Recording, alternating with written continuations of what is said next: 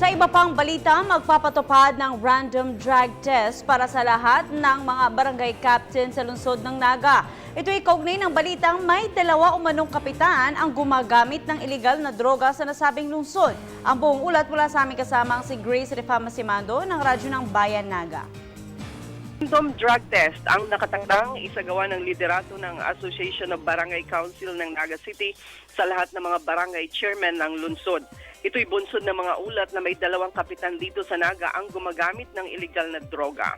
Ipinahayag ni ABC President Vidal Castillo na hindi nila hahayaang lumampas na lang ang ulat na ito upang maagapan ang sinasabing barangay chairman na malulong sa droga.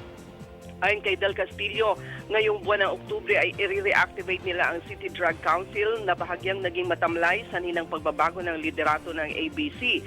Kamakailan mismo ang Naga City PNP ang nagpalabas ng listahan na siyam sa 27 barangays ng Naga ang may malalang problema sa iligal na droga. Radyo ng Bayan Naga, Grace Refama Simando para sa Telebisyon ng Bayan.